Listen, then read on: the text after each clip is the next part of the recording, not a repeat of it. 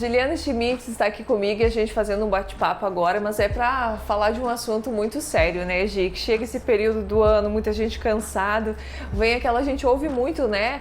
A síndrome já do fim de ano, aquela canseira. É preciso prestar atenção nisso, Gi? Muito bem-vinda aqui ao Mosaico. Muito obrigada, espero que todos estejam bem agora nessa finaleira de ano. Realmente, é um papo que eu acho que faz parte das rodas de conversa, né? Não sei, mas eu ouço que todo mundo está cansado ou cansada, né? Então, e a gente nem para pensar muito, né, sobre o porquê que todo mundo está cansado. Então é um papo que é importante a gente ter, sim, é uma pauta importante. Então vamos lá, né? Que indícios você começa a dar no dia a dia para você começar a prestar atenção e dizer, poxa, eu preciso dar uma desacelerada? Sim, então eu acredito que alguns sinais são presentes na nossa vida e a gente não para perceber.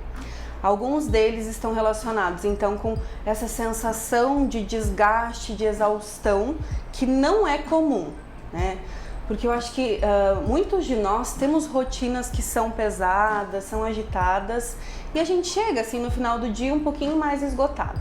Mas um sinal de que não tá muito legal é quando a gente vai dormir e acorda cansado, né? Ou que isso afeta o nosso sono. A insônia é um grande sinal de que algo não vai bem, né? As pessoas acabam se habituando com não dormir bem, né? Ou com acordar várias vezes durante a noite, ou ter um sono muito conturbado, né? São sinais importantes de a gente observar, né? Então, o sono que é interrompido com muita frequência ou que não é restaurador, que a gente já acorda com aquela sensação de exaustão, né? A irritabilidade. Então a irritabilidade é um sinal, sim, de que algo não vai bem. Aquele estresse constante. Isso, né? Aquela sensação, eu falo assim, né? A gente às vezes fica com aquela sensação que tem um elástico, que a gente tá puxando e uma hora ele vai arrebentar, né? As situações na nossa vida corriqueira colocam a gente, né, em ambientes de estresse, né? Mas quando esse elástico vai esticando muito e não solta no final do dia, a gente não descansa. Chega no limite extremo. É um problema, né? Porque uma hora arrebenta. E não pode achar que está tudo certo. Não. Então, é nesses momentos que a gente precisa parar, prestar atenção. Às vezes o relato de pessoas que convivem com a gente, que falam assim, nossa, você não era desse jeito, né?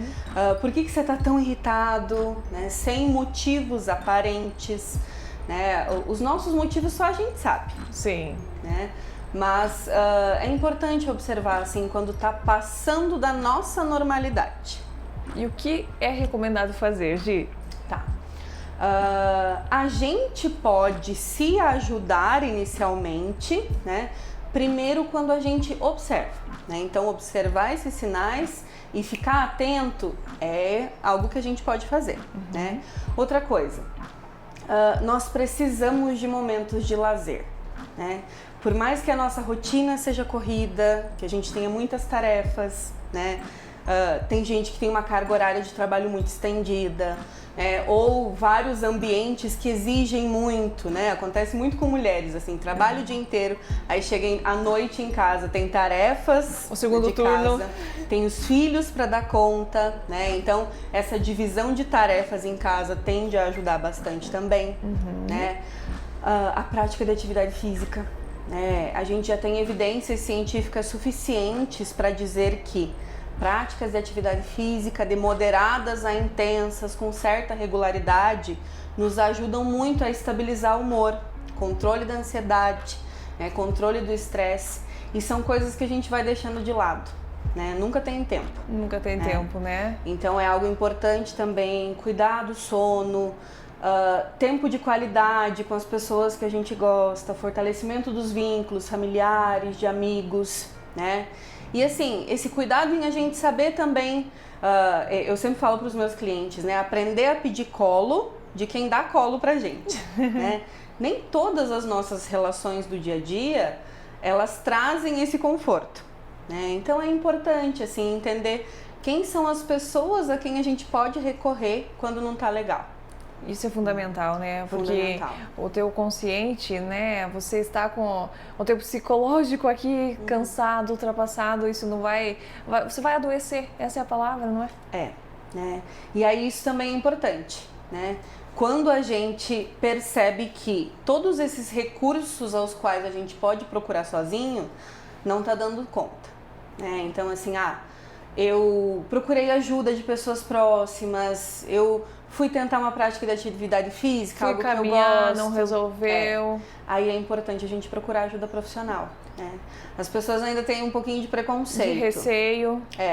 Sobre procurar um profissional da psicologia ou da psiquiatria, né? Então, acho que é importante diferenciar também. Isso, né? nos explica, por favor. Então, muita gente tem muita dúvida, ainda confunde bastante. Perfeito. Então, um psiquiatra é um médico que fez a formação generalista em medicina e se especializou em psiquiatria, ou seja, ele é um profissional da medicina habilitado para cuidar da saúde mental das pessoas, né? Então, geralmente, esse profissional, né, ele vai avaliar fisicamente a pessoa, fazer, né, uma entrevista para verificar o que está acontecendo na vida dessa pessoa, né? E auxiliar principalmente com a parte medicamentosa, quando necessário, né?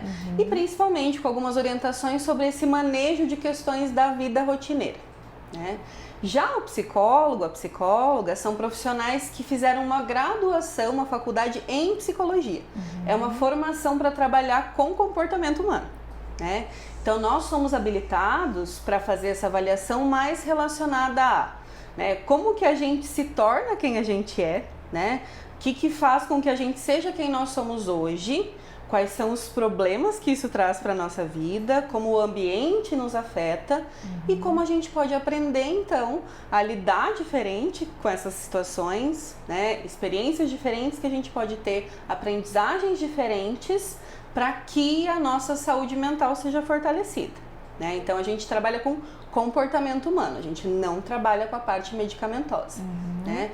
E aí, geralmente, esses dois profissionais, o psicólogo, né, a psicóloga e os psiquiatras, né, com um trabalho conjunto, conseguem aí excelentes resultados para auxiliar pessoas que estão adoecidas, né, emocionalmente. Acontece com mais frequência do que a gente gostaria, né, as pessoas precisarem dos nossos serviços.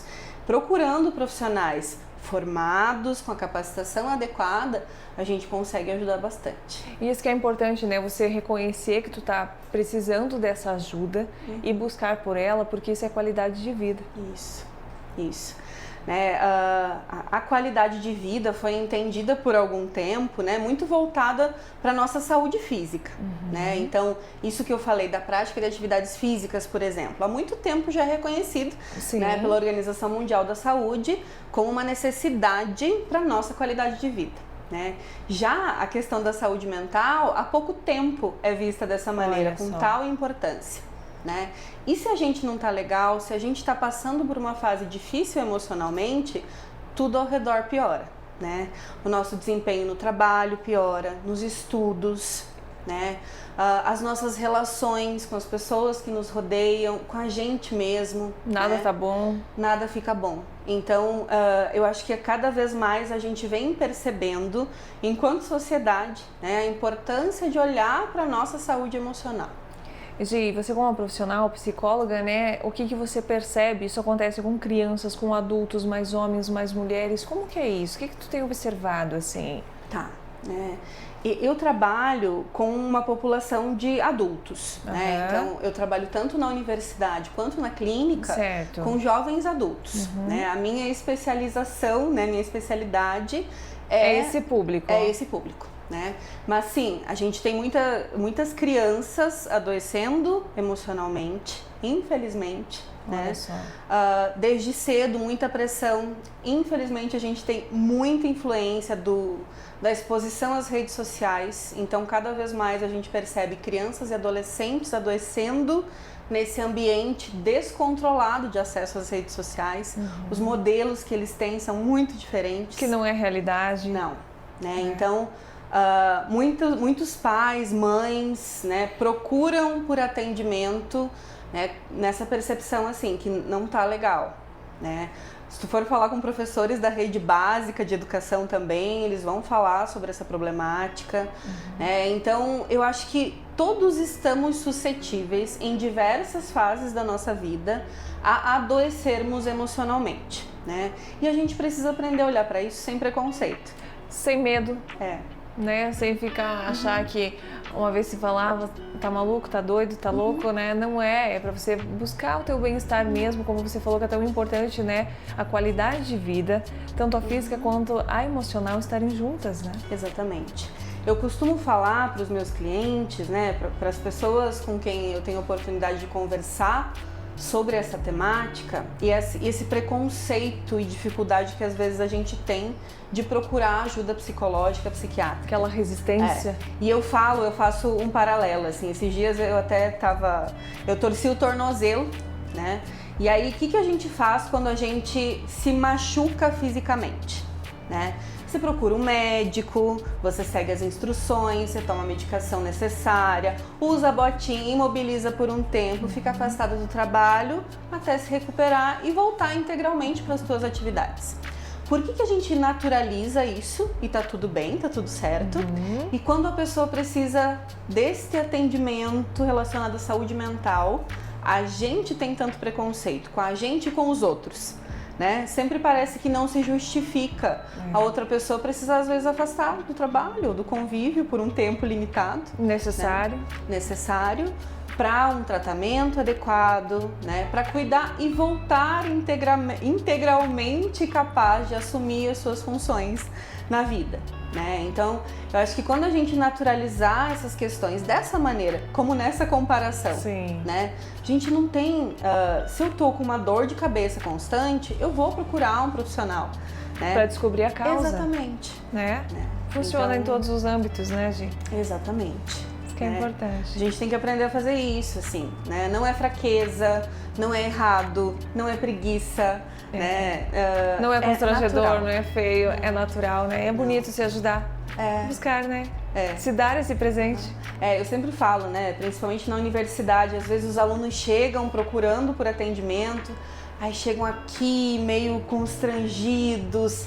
Alguns falam assim, desculpa tomar seu tempo, sendo que é meu trabalho. É o seu trabalho fazer esse serviço. E aí as pessoas chegam e falam assim, não sei muito bem o que eu posso falar, o que eu não posso. Como te descrever, te explicar a situação. E eu sempre falo, essa responsabilidade é nossa, enquanto profissionais. Não se preocupem com isso quando forem procurar por ajuda psicológica, psiquiátrica. Essa responsabilidade de conduzir o processo é nossa. Só venham. Né? Venham, a gente vai ajudar a organizar, né, essa queixa, a entender e descrever então qual é o processo que a gente pode aí, né, organizar para que tudo fique bem. Que importante. Mais algum recado importante, Gi, pro pessoal de casa? Olha, eu acho que inicialmente seria importante revisar isso, assim, né, a autoobservação, né, perceber quando as coisas não estão mais tão bem, quando a gente não está mais conseguindo lidar bem com as coisas. Procurar ajuda no nosso, né, contexto relacional, as pessoas com as quais a gente convive, né? E caso, né, isso não funcione, buscar ajuda profissional. Né? A gente sabe que não todo mundo tem acesso ao atendimento psicológico, psiquiátrico particular, né?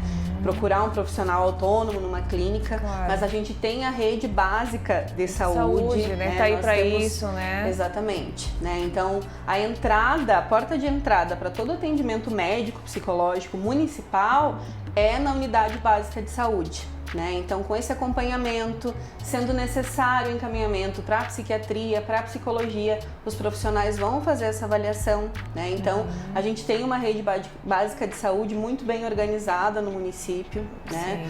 Em todos os ambientes, a gente tem falta de profissional de psicologia e psiquiatria. Né? Infelizmente, nós não temos um atendimento imediato para todo mundo. Tem que esperar um pouquinho, ter paciência. Mas existe o encaminhamento. Né? Então, além da unidade básica de saúde, a estratégia de saúde da família, tem o Centro de Atenção Psicossocial, que é o CAPS. Né? Então, nós temos também 2 faculdades no município que prestam atendimento, né, à comunidade, na clínica escola. Né? Então, tem como ter acesso. Busquem, né? E vai ficar tudo bem. Olha que maravilha, então esse recado maravilhoso que a Gi deixou pra gente. E para encontrar você, como que faz, Gi? Alguma rede social? Como é o seu contato também? Queira trocar uma ideia contigo também, buscar esse auxílio? Podem procurar, podem entrar em contato, qualquer orientação que precisarem, né? As minhas redes sociais, podem procurar pelo meu nome, Giliane Schmitz, né? Que vão encontrar lá. Na universidade também, né? Eu trabalho numa universidade pública aqui na UTF-PR, então qualquer coisa vocês podem nos procurar por aqui também, que estamos abertos aí no que pudermos auxiliar. Excelente, muito obrigada pela sua participação, por trazer esses esclarecimentos, essa conversa gostosa que a gente fez aqui no Quadro Mosaico. Imagina, eu que agradeço. Até mais então, no outro final de semana a gente volta com outro assunto para vocês aqui, sempre bem importante.